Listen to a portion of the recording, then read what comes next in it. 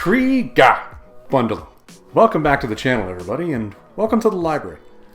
I'm Tennessee Fats, and I'm coming to you from here tonight as we record at a totally different time of day, with totally different technology all surrounding me here, and it's confusing the living heck out of me. But we're going to figure it out as we go.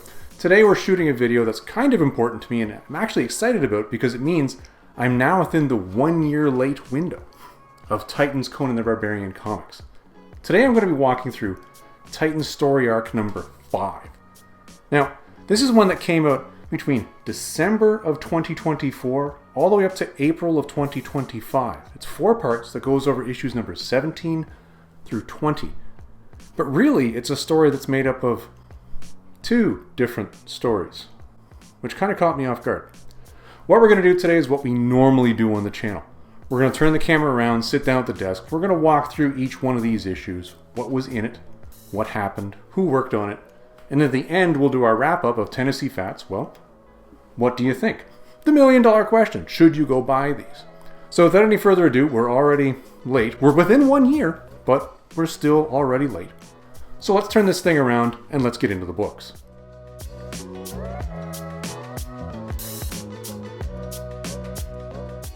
So let's talk about issue number 17 right now. And the reason why we're going to go down this issue first is because, well, it's the first issue in the 4-part series. But also because this is the first part of a 2-parter that then breaks and then comes back for the last 2 that really wraps this whole thing up. I know it sounds confusing now, but this story really is a tale of 2 stories. But we'll see how we get there when we get there. Issue 17 opens with Conan being 1 year into his time being a raider along the Black Coast with his queen, Bêlit, on the Tigris.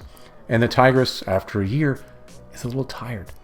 The crew are tired. They've got a whole bunch of swag. The Tigris itself is tired and needs repairs, so they head into a city on the coast of Shem called Kiros.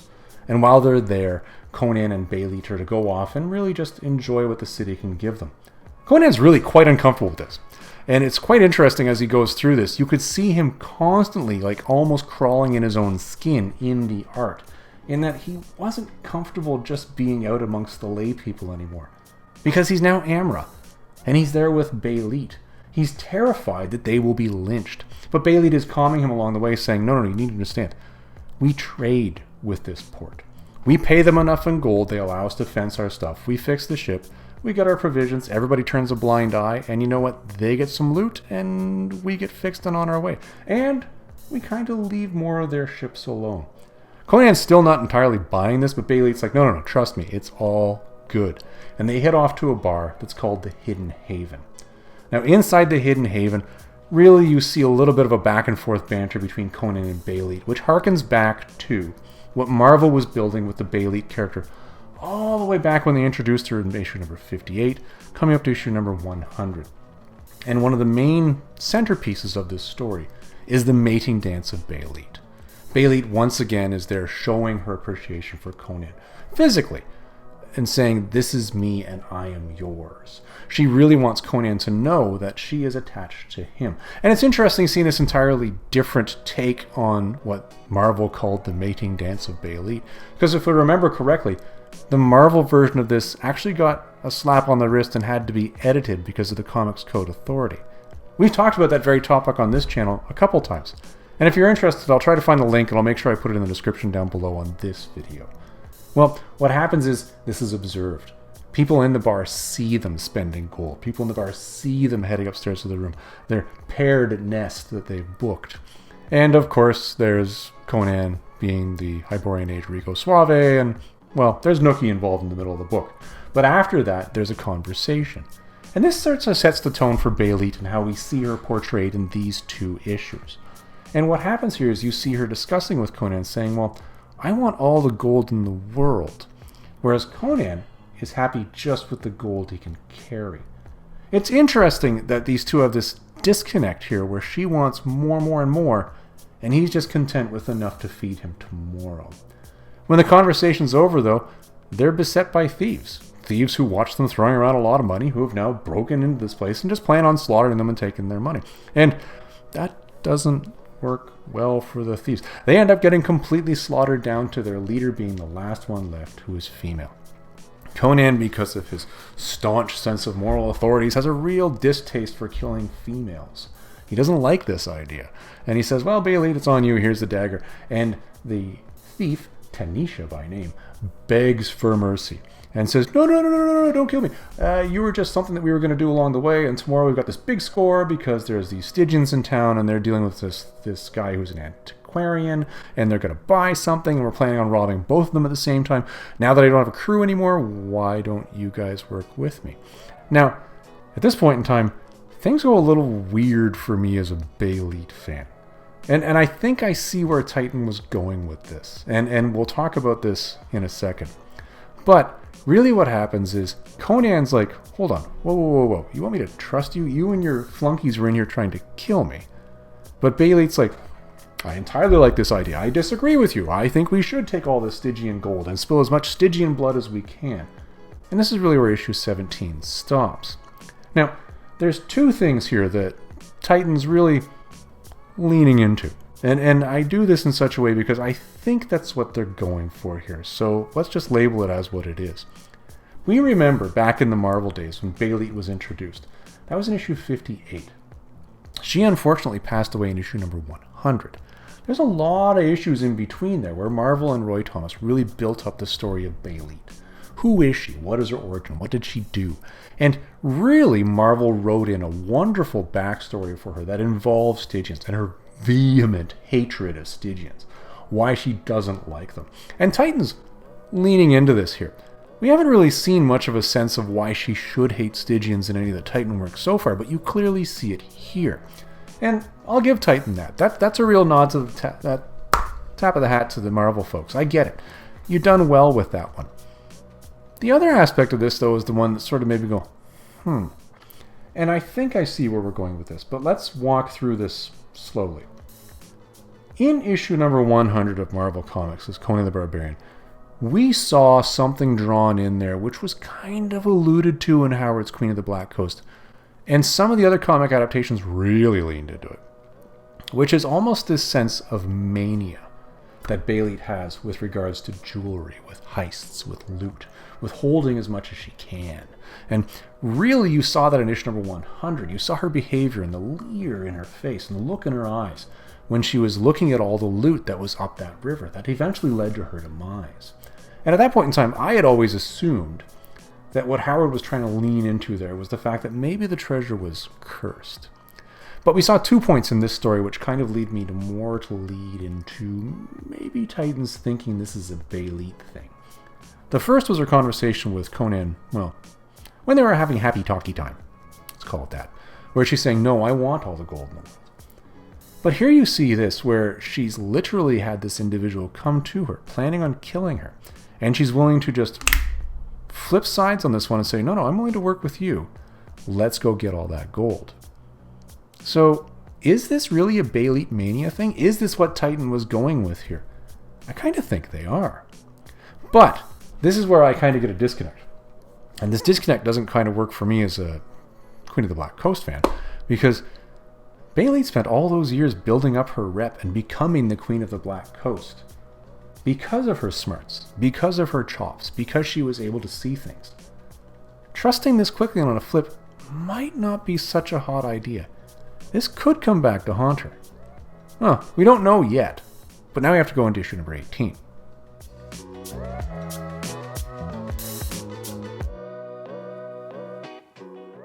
Alright, now before we jump into issue number 18, we need to go back a second, and we need to stop and remember something. And this something is not a little something. It's a big something, actually. It's a huge something. Tanisha mentioned that she's going to rob an antiquarian. That's the plan. Now, for pure Howard and Conan fans out there, this should probably ring a bell. And the reason why this should ring a bell is because, well, for two reasons. The one that's the more common one that most people are going to remember is Conan the Barbarian number 7, all the way back in 1971, which is a wonderful adaptation by Roy Thomas and Barry Windsor Smith of the original story, The God in the Bowl. In that, Conan is robbing an antiquarian, and things don't go well. The second one here that might remind people, wait a minute, I've seen this before, is actually in Conan the Adventurer. And we actually covered that in another video on this channel. If you want to know, down below, and I'll type some points out for you and I'll point you in the right direction. But issue 18 opens slapping you in the face with exactly that which you should have remembered in hitting that comment in issue 17. We have a flashback right away of Conan remembering meeting the son of Set in The God and the Bull. Now, the son of Set is language that's specific to issue number 7. You'll recognize it when you get there. Here's the deal.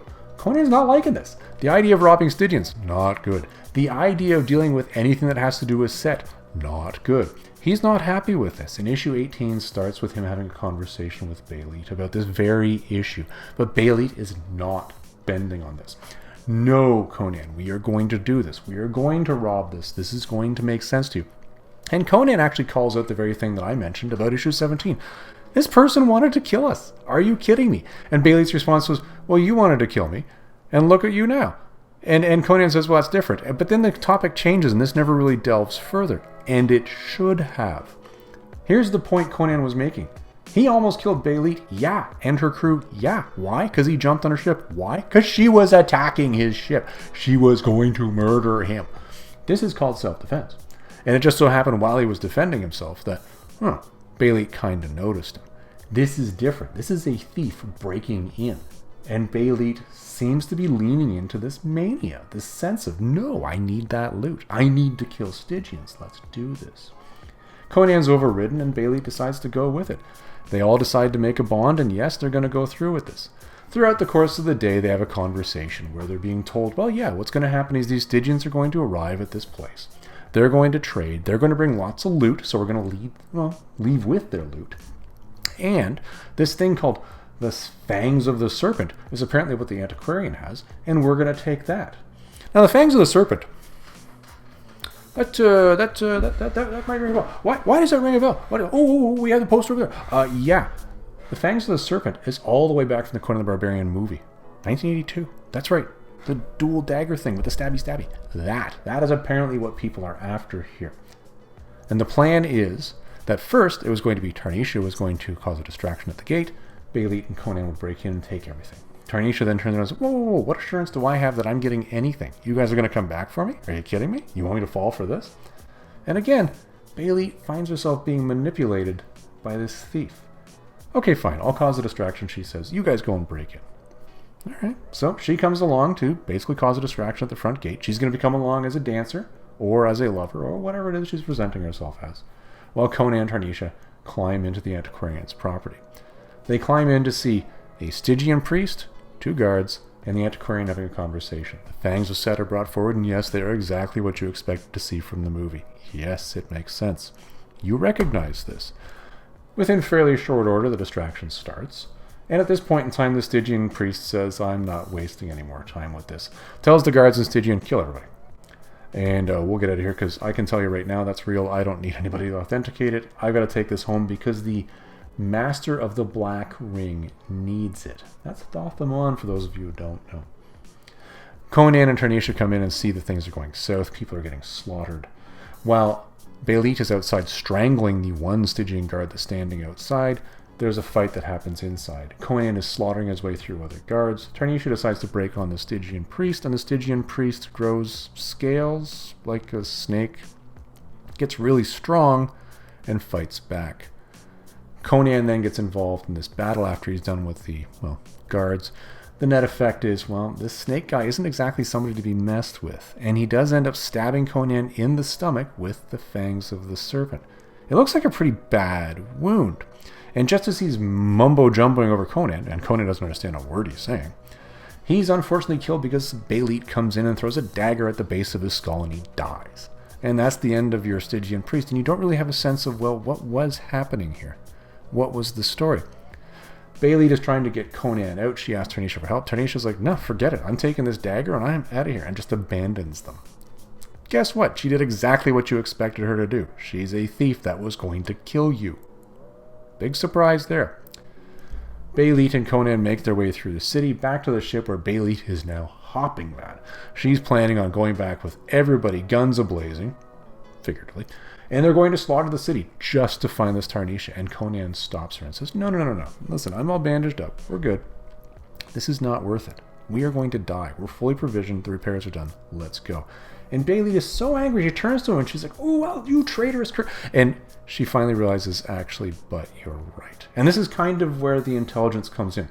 Now, I wonder here, if you were to play with sort of the idea that we talked about earlier at the end of number 17, did the mania now subside for Bêlit? Is this why she's now thinking logically again and back to her normal Queen of the Black Coast? Is the lure of extra loot gone and she's killed enough Stygians for the day, so it kind of works? I don't know. But that's basically where our issue stops. Now, what's interesting is you then cut scene to the back and you have a one-page panel where clearly you have Thoth-Amon talking to, I'm guessing, Set. And he isn't happy with these raiders who have now stolen his item that he wants. But then you have a little circle at the bottom that says Fin with a question mark, which says end. So is that the end of the actual story arc?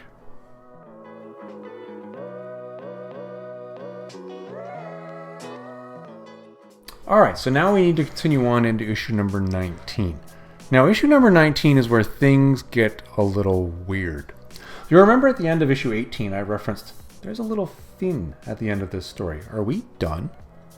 I went back and I checked the title at the beginning of issue number 18. Issue 17 started with something called Twisting Loyalties.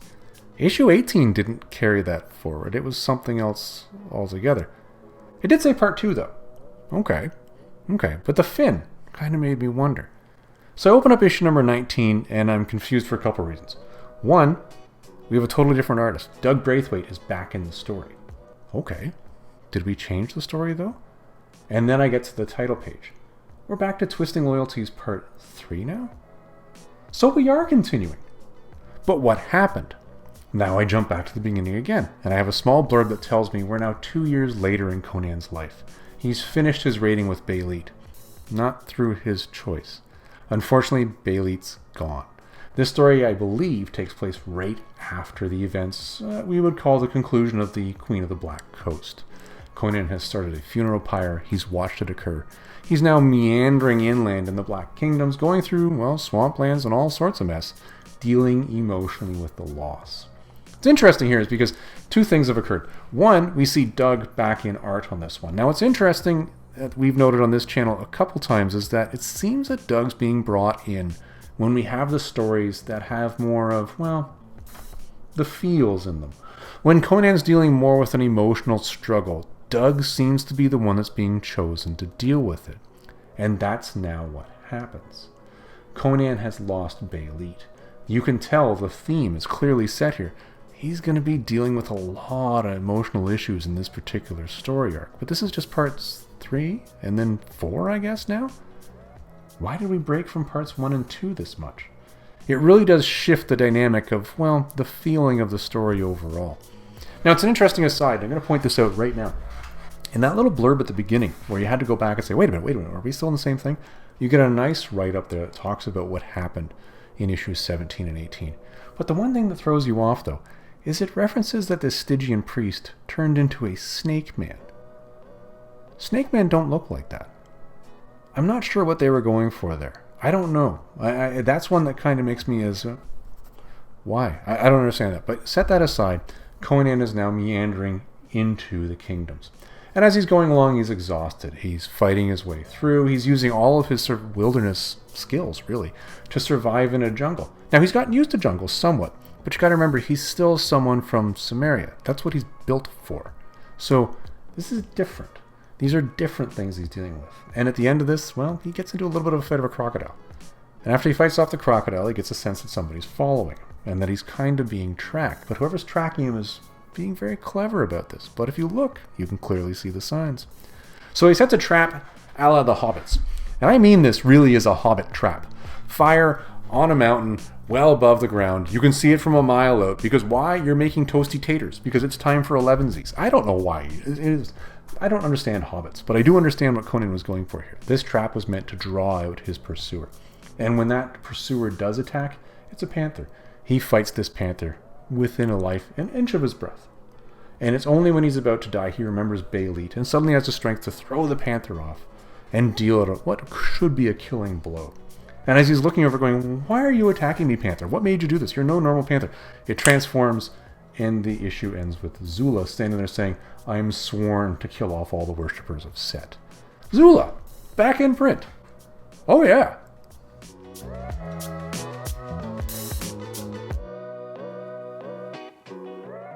Alright, so now with that Zula intro that happened at the end of issue number 19, we now come screaming into the beginning of issue number 20. Zula. That's right, Zula is sitting in front of Conan. Well, not really sitting, more standing in an aggressive manner, leaning backwards too, lots of torso showing, saying, hey, I'm going to kill any worshipper of Set. And that means you.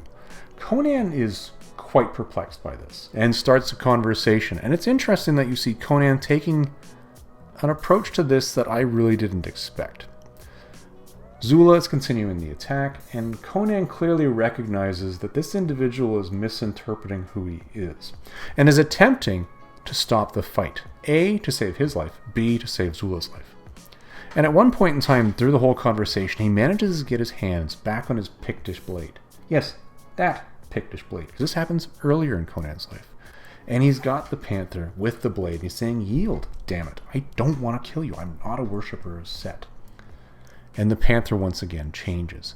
And this time Zula takes a female form and says, well, if you're not a worshipper of Set, it doesn't make sense, because I can clearly sense that your soul is corrupted. And Conan's explaining, no, I'm from Samaria. Like, I'm not a snake guy. I've never been this to you. What are you talking about? Having the whole conversation with him. And Zula is sort of like, maybe there is something to this. And he says, well, tell you what. In the morning, if what you say is true, go to this monument of my people that you'll recognize. It'll be a day's travel. It'll be a hard day's travel for you, but it'll be a test, and I want to see you get there. And if you get there, you will be tested further. And Conan says, okay, well, it sounds good to me. And she turns into a raven, she, and then flies off, leaving Conan sort of bewildered, going, huh? So Conan spends the next day heading towards this monument, which is a huge monument, and he asks, how did I not see this? Which tells you there's some level of ensorcelment that kind of hid it from his view before he was allowed to see it. Conan does make it there, and as he's going along, he's remembering back again. Again, we see this throwback to the God in the Bowl, where he ran into the man-serpent. Again, not a serpent man, the man-serpent, which could mean a lot. Well, just stop right there. Listen, that's what he's thinking about. But then he immediately dismisses that and goes to the dagger. And he's remembering the fangs of the serpent. He's remembering what happened with Bêlit when he was back in Shem. And he's saying, that's probably it. It's kind of interesting that he goes directly to that. Could make sense. He makes it to the monument, meets Zula. They cast a spell. And long story short, a snake totem comes out of Conan, and he's forced to stab the snake totem with the actual Pictish sword, which draws out a demon. Zula is now left to fight the demon, which he has severely underestimated, while Conan finds that his stomach wound is now opened again and is bleeding. He's having a hard time, but he does have enough wherewithal, again, after thinking about Bêlit, to pull out the Pictish blade and stab the demon in the back, saving Zula, and then all goes to darkness. Conan wakes up the next day. The monument is now gone. I guess the ensorcelment has taken it back. Zula has bandaged up his wounds, and he's told him, I hope I never see you again, because if I do, that means that somehow you've become corrupted again. Even though Conan's saying, well, I owe you a debt of gratitude. Then you have a cut scene, and this is where we get the comeuppance, and I like this. This is where you have the individual, 2 years later, is still trying to sell the fangs of the serpent all around Shem, and nobody's buying it. She's going to another fence, and as she goes into this one, she's met with an actual serpent man. Now, it's interesting. You clearly get a sense here that this means that Thoth-Amon is getting the fangs of the serpent back, because that's who was alluded to in the first 2 issues that wanted it. But you also don't really have a sense that Tarnisha dies, because this snake man attacks with this flailing weapon, which probably might kill, but probably might not as well. You're kind of really left with a sense of, I wonder if we're going to see her again. I wonder if she's being taken alive for a reason. I can't see a snake man taking her alive for a reason, but I don't know. I honestly don't know. And that's how we close off issue number 20. It was an interesting tale, really. But as I say, when you saw issues number 17 and 18, and then you saw that real divergent break before 19 and 20 happened, you really get, as I said, a tale of two stories.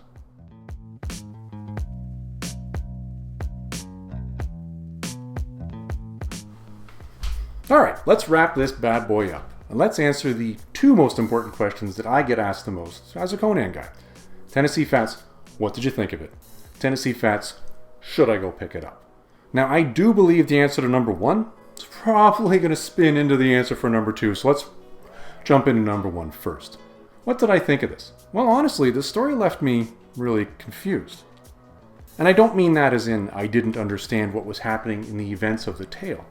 I totally understand the events that happened within the tale. What confuses me here is the editorial choice as to how this was presented. And I mean this because we really need to look at parts 1 and 2 and the vast break between those and parts 3 and 4. This story really comes out and presents to me as a reader as two half stories wedged together. And I don't know if that was the intent or not. If I was guessing, this is purely speculation because, heck, I don't work at Titan. Nobody discusses these things with me, nor should they have to. But if I was guessing, I would say the point of this story was, again, guessing, to introduce the fangs of the serpent to us as the readers and introduce that item to the Howard verse. Also to introduce the looming threat of Thoth-Amon in the background, and really get a sense of what those fangs of the serpents do and how dangerous they are. That's my guess, and I'm saying that because I haven't read any of the subsequent Titan books yet. I don't know if that's what they were doing, but I have to hope that's what the goal was here, because that's what it seemed like to me. And the way they did this was over a story that covered a 2-year period. But for some reason, you had a complete break with the Bêlit component of the story to the Zula component of the story. The first part was really, Fangs of the Serpent, here's what they can do, here's how dangerous they are, look what they did to Conan.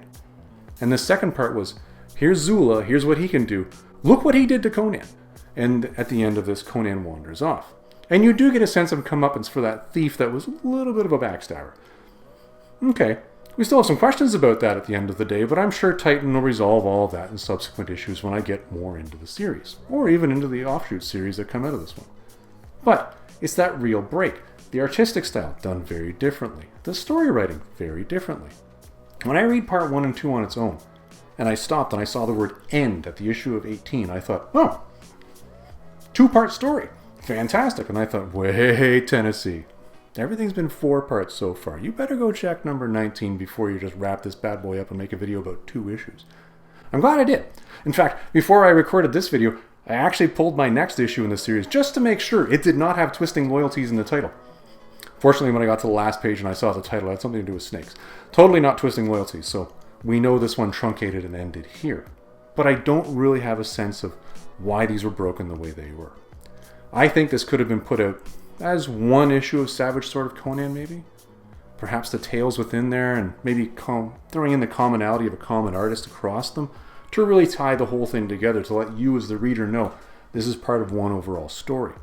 Or maybe Titan was specifically trying to break it because they were saying, no, this happened early in Conan's time with Bêlit, and this happened after that time. Maybe that was the goal. But to me, I don't think that needed to be broken in such a violent way in the story. Really a strange thing, and a 2-year gap in between. To me, it just seems odd how that was chosen to be presented. The other aspect of this, if you were to say, well, which one did I prefer? Front 2 or back 2? Back 2. Front 2? Something with that portrayal of Bêlit. I don't know, like when you look at the way that she suddenly went from, okay, I'm going to kill this person who came to kill me, to suddenly, I'm going to trust and put my lives in the hands of this person that came to kill me. That doesn't really match to me what I would think of as Bêlit, the queen of the Black Coast. She fought her way up and became ensconced as that queen because of her mind and her prowess. Why would she have made this tactical blunder? It to me seems just odd, it doesn't really seem to fit. I understand where we were leaning into some of the Marvel mythos with her hatred of Stygians, and maybe she was getting bloodthirsty in that way, because that was an old Marvel thing. Also maybe leaning into some of that mania that they portrayed in number 100, which was the death of Bêlit, where she just goes a little crazy when it comes to treasure. Maybe that's why, but still that tactical blunder just seemed off to me. But then you get the last parts of this where you've got Zula and you've got this whole adventure wandering through a jungle. I think it was pretty cool and pretty interesting. So should you buy this? Well, If you really want to see some cool Howard Pantheon characters, you want to see Bêlit. I get that. Zula is a wonderful Marvel character that's brought in and really belongs in the Conan Pantheon just because of how much he was in the comics. It was really fun seeing Zula in print again. If you want to see those, absolutely. Is there something else in this that's going to lead up to some larger picture in the Titan Howard verse? I hope so. I hope it's what's going to be drawn out of this, but honestly I don't know at this point in time. I'm kind of on the fence as to whether you need to buy this or not because I really don't grasp the importance of the goal or the story and how it fits into the bigger picture. Maybe as I get further into the story I'll see this then. Well everybody, that's my video for this week. I hope you enjoyed it. We'll see you in the next one.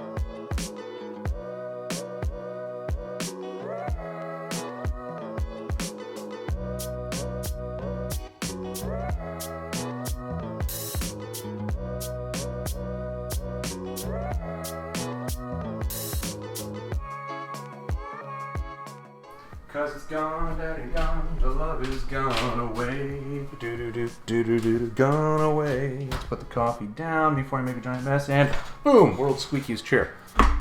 Let's get you over here. That's probably a little better. Welcome to the Easter egg component of the video, everybody. And welcome to the part which some of you will recognize and some of you might not. This is the part of the video that I stick in way at the end, which has absolutely nothing to do with the primary content of this video. So if you think we're going to talk more about the story arc number 5, no, we're not. We're going to be talking about some other things, because I think I owe some of you Tennessee Fats loyals an explanation.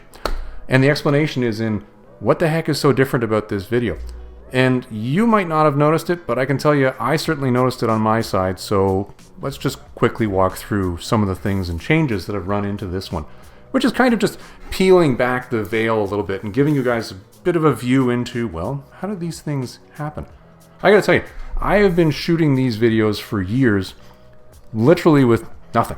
We are zero budget studios to the fullest extent, as in there is zero budget here. Some money has been spent. Fancy on this mic. But other than that, nothing. Well, recently, we upped the game. If you watched the live stream that we sort of impromptu did, how long ago was that now? A couple weeks now? We had some lighting that was thrown into the mix, which is really cool stuff. And it's changed the timing as to when I can record these videos. And it's also increased the flexibility I have in my scheduling. One of the things I've always struggled with in the Tennessee Fats library is lighting. It has to do with actually climate control too, because I have a south-facing giant bank of windows here, and I absolutely cook in this library when I'm recording sometimes. I know, I have permanent rosacea. I have had since I was in my 20s, and many of you are probably thinking, God, he's so overheated. Yeah, it's both actually, which makes these cheeks go really, really rosy. But we're able to keep the fan going. We're able to record at different times of day when we don't have the sun blasting out, because we have, what is this called, a key light? And I think, no, that's the key light. That's the fill light. And then there's whatever that light's called. I don't even know. But yeah, we got all these things going on now. So it's increasing the ability for me to record outside of my normal windows. So you guys are seeing things differently here. I'm actually recording these things differently as well. And on top of all that, just to make life simpler, we got this fancy boom thing that holds my microphone now. So now I can just swing this thing around and have all sorts of conversations with much better sound because the mic is actually here. This was actually predicated by more thought going into the podcast channel, but the ancillary benefit, let's call it that, is that we're able to use it here a lot more, which is pretty darn cool. Now, what's really, I'm going to call this quirky. I'm going to choose to use the word quirky on this one, is as I've recorded this video, all the content that I recorded about a week ago now, that makes up the main body of this, I recorded it in such a way that my main editing vehicle can't handle it, which is hilarious. It crashed things, like hours of work was lost. So we actually had to edit this one on my MacBook, which is just weird. I have never edited something on the MacBook before. So this was an odd one. But I made a couple purposeful choices in this.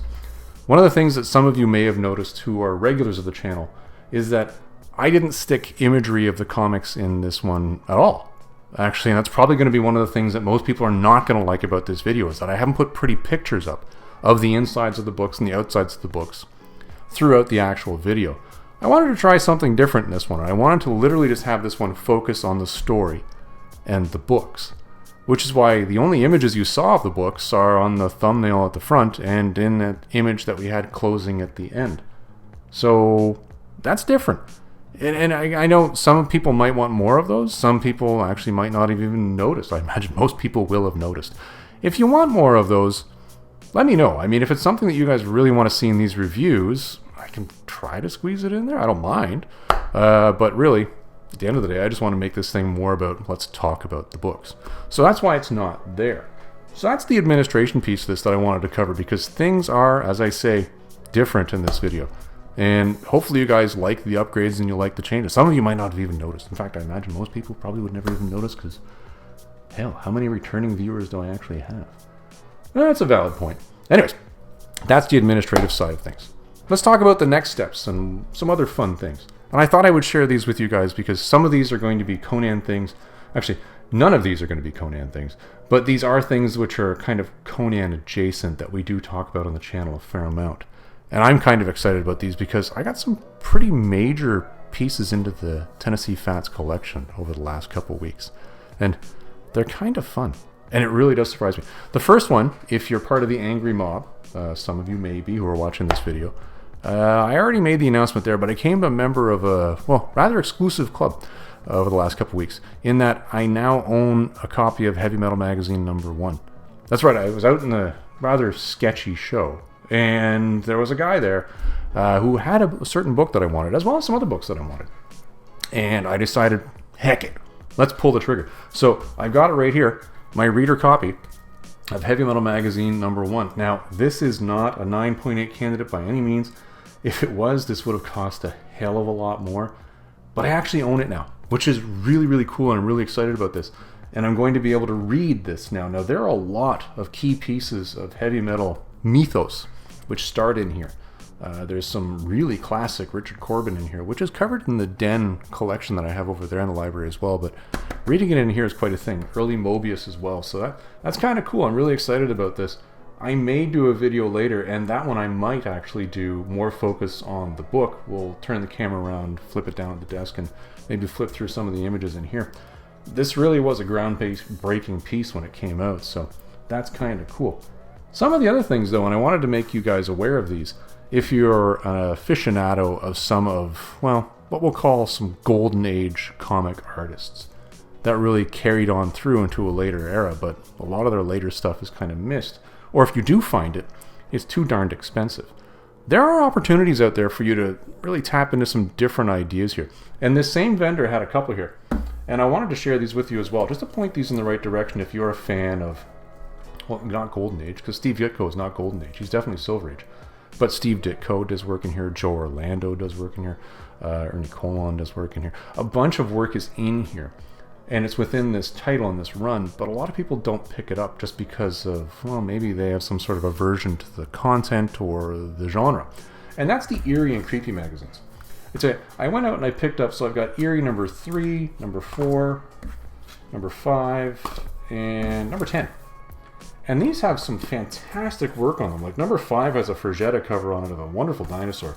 I believe #3 also has a Frazetta cover on it. Yeah, just this horrible sea monster thing here. It's wonderful stuff.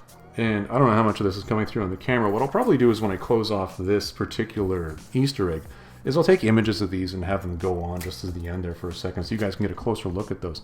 But those are a great way if you are interested in picking up some work that's probably lesser known work by these artists. And they're not expensive at all. Well, they can be really expensive depending on where you buy them and how you buy them, but not something that's going to really break the bank. The final thing which came into the collection, which really kind of surprised me, and it's stupidly funny, and actually a lot of exciting actually, is this. Now, I've never seen one of these little DC Digest things before in my entire life. I was at my local comic shop and I was trying to see if they could find something that was in stock. That's a certain 1970s horror/romance title. And unfortunately, they didn't have it. But while I was there, they had a whole box full of Archies. These old digest-sized books. I'm not interested in Archies at all. But I do like Joe Kubert, and I do like my Tarzan. And this was in that. And this is #1 of the DC Digest run. And in fact, if I look at the copyright information at the bottom, it is Volume 1, #1 of the Tarzan Digest from 1972. This is in stunning condition. And this was marked as a price of $2.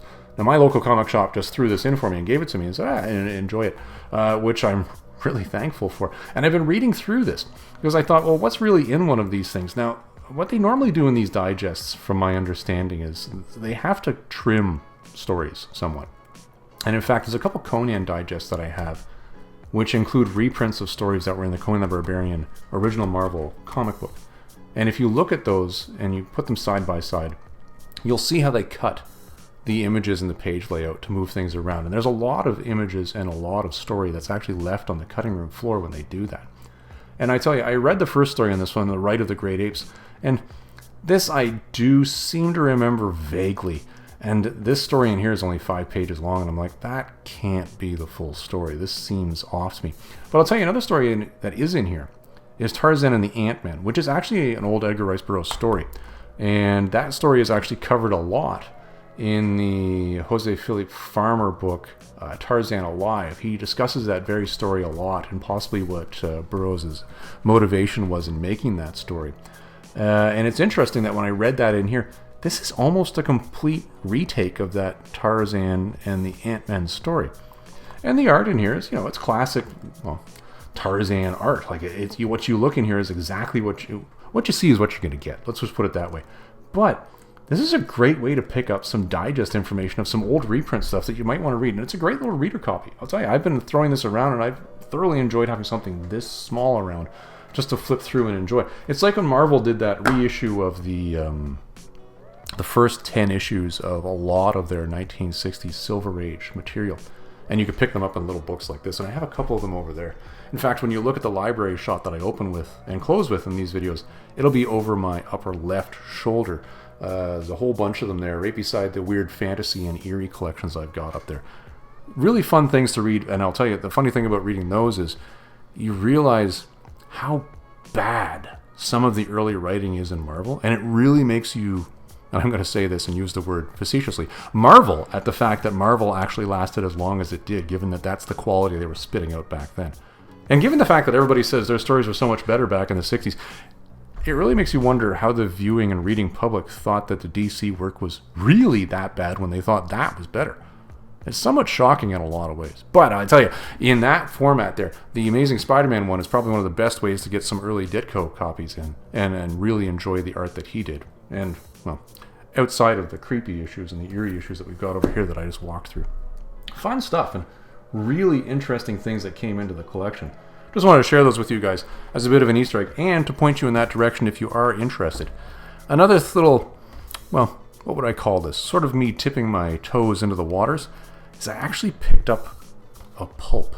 And the pulp I picked up was Fantastic Adventures. And the image that's going to be up here is going to be horrible because there's so much light glaring off this. And this is in a my light. So what I'm going to do is I'm going to take this out and I'll stick this in at the end with the other images because it's really creepy. And really the reason why I got this was just because of the creepy ass cover. It's kind of cool. I don't know if I'm going to go too far down this pulp sort of rabbit hole. This one's called Fantastic Adventures from January of 1948. But yeah, this was enough. Yeah, I said, yeah, I'll blow $20 on this. Why not? Well, everybody, there's your Easter egg for this one. Hold on, I need some coffee here. Coffee. Oh, it's that time of year where everybody's coming down with colds. I fortunately have not. Knock on wood. But you never know. And every once in a while, it doesn't hurt to wet your whistle. Everybody, I hope you enjoyed this video and the change that we put into it. And for you Tennessee Fats loyals who have stuck around to watch this part, tickety down below. Let me know your thoughts, if you're willing to. Or send me a direct message if you want to do that as well. The email is on the About Us on the channel. Everybody, we'll see you in the next video.